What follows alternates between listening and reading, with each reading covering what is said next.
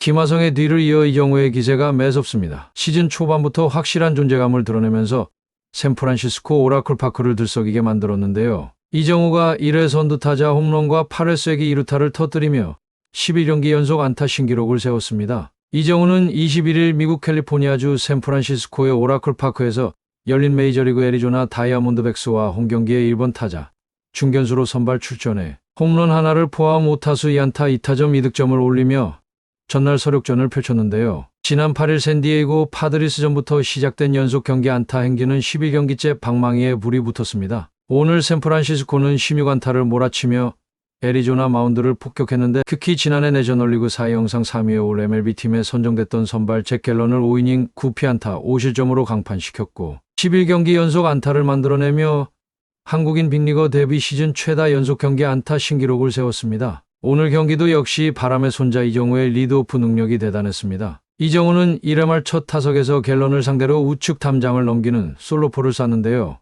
1회부터 실점한 샌프란시스코였지만 이정우는 0대1로 뒤지던 팀에게 동점을 안겼고 샌프란시스코는 이후 1-4-1-3루에서 윌머 플로레스의 희생플라이로 역전에 성공하면서 분위기를 끌어올렸는데 이정우의 홈런포가 역전의 시발점이 된 셈입니다. 이정우는 전날 휴식을 가진 상태라 흐름이 끊기지 않을까 싶었지만 1회 말 상대 에이스 잭 갤런의 초구볼을 지켜보며 흘렸고 그리고 2구째 시속 149.km짜리 포심 패스트볼을 받아쳐 타구를 오른쪽 펜스 밖으로 날려보냈는데 타구는 시속 158.4km로 111m를 날아갔고 더구나 역풍이 불던 오라클 파크였기에 대단한 홈런이었습니다. 맞는 순간 홈런을 직감했고 팬들은 이정우의 첫 홈런볼을 잡기 위해 몰린 장면이 연출되었습니다. 지난달 3월 31일 샌디에이고와 원정 경기에서 데뷔 첫 홈런을 쏘아 올렸던 이정우가 21일 만에 뽑아낸 홈런은 홈구장인 오라클 파크에서 홈런을 때려낸 건 처음인데요. 멜빈 감독은 경기 후 현지 매체와의 인터뷰에서 어젯밤은 우리에게 힘든 시간이었고 오늘 상대 마운드엔 갤런이 있었다면서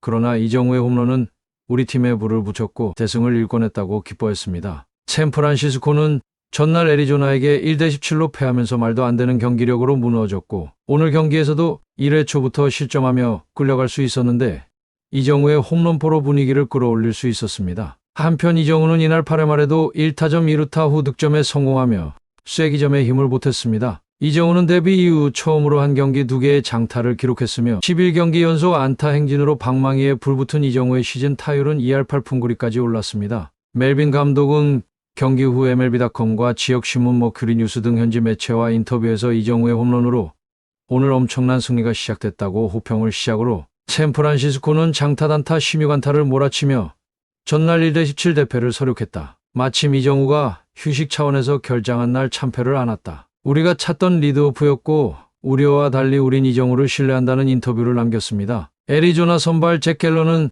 샌프란시스코를 상대로 지난해까지 2년 동안 6경기 3승 무패를 달렸지만 이정우에게 불의의 동점 홈런을 맞고 5회 결승포를 베일리에게 허용하며 첫 패배를 안았기에 이정우의 오늘 안타가 팀의 징크스를 끊어내는데요. 이정우는 마이애미 말린스와 2경기에서 샌프란시스코 입단 후 처음으로 3번 타순을 소화해 각각 1안타, 2안타를 때려냈고 키움 히어로즈 시절 3번이 이정우의 고정 타순이라 별다른 어려움은 없었지만 스프링 캠프 때부터 이정우를 1번 중견수로 못 박았던 반 멜빈 감독이 이정우를 1번이 아닌 3번에 세웠다는 건 그만큼 그의 타격감을 신뢰한다는 의미로 볼 수 있습니다. 이정우는 데뷔 후 여전히 적응 중이며 원정 경기 때마다 접하는 야구장이 생소하고 아직 분석이 덜 끝난 상태인데요. 상대하는 투수들도 낯설고 특히 메이저리그라는 괴물들이 득실한 이곳에서 존재감을 드러낸다는 건 쉬운 일이 아닙니다. 10년이 넘도록 마이너 생활만 하다가 끝나는 경우도 빈번하기 때문인데요. 시범 경기와 개막 초반 한동안 이정우의 타구는 발사각이 낮고 땅볼 타구가 많이 나온다는 지적이 있었지만 그 또한 성장통이었습니다. 이정우는 자이언츠의 타격 코치들과 조정을 거친 후 타석에서 안정감을 찾았고 코치들은 이정우를 칭찬하며 인터뷰를 남겼는데요.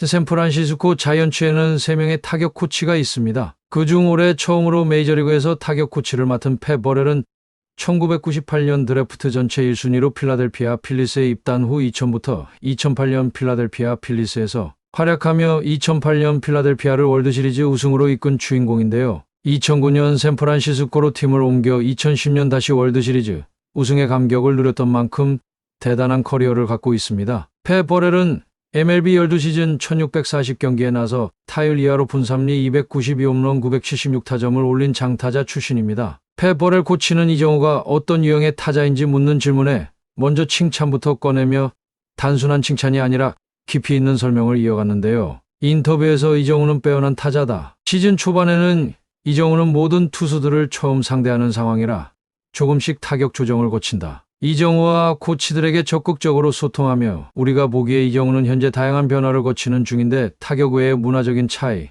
경기 스케줄의 변화, 원정 경기 등 여러 가지 환경들에 적응 중이다. 이정우는 지금 아주 잘해내고 있다고 운을 떼며 우리 코치들은 거의 매일 선수들을 체크한다. 휴식일에 무엇을 하는지, 원하는 음식을 먹고 있는지 등 실생활과 관련된 사소한 일까지 공유한다고 전했습니다. 펫 버렐 코치는 이정우에게 공을 강하게 때려내라고 지시했다고 합니다. 이정우는 타석에서 스트라이크 존에 들어오는 공을 맞춘다. 그런데도 헛스윙 비율이 낮은 건 대단한 재능이다. 기술적인 훈련은 저스틴 빌레 코치가 전담하는데 그도 이정우의 재능에 늘 놀라움을 감추지 못한다. 무엇보다 야구를 대하는 모습이 굉장히 인상적이다. 우리는 그의 플레이가 매우 만족스럽다고 인터뷰를 마쳤습니다. 2024 시즌을 앞두고 샌프란시스코와 6년 1억 1,300만 달러의 계약을 맺은 이정우는 시즌 개막 이후 시범 경기에서 보여줬던 능력보다 다소 떨어지는 페이스를 보였으나 초반임에도 아주 빠른 적응을 보이고 있으며 이정우의 포스팅 금액은 보스턴 레드삭스 외야수 요시다 마사타카의 5년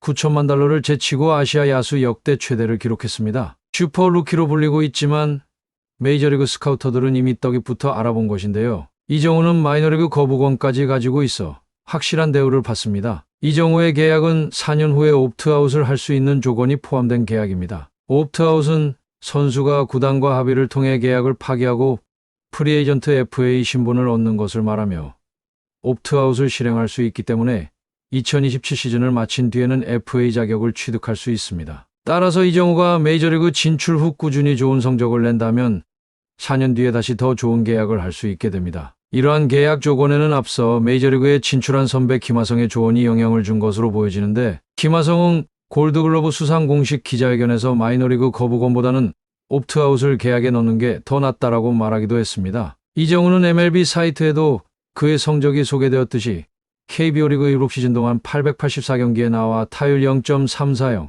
1181안타, 65홈런, 515타점, OPS 0.898을 기록하였습니다. 2022 시즌에는 정규리그 MVP도 수상하고 데뷔 시즌인 2017년에는 신인상을 수상하였고 골든글러브도 2018년부터 2022년까지 5회 수상을 하며 KBO 리그에서 놀라운 모습을 보여주었습니다. 끝으로 시청해주셔서 감사합니다. 구독과 좋아요, 알림 설정은 제작에 큰 힘이 됩니다.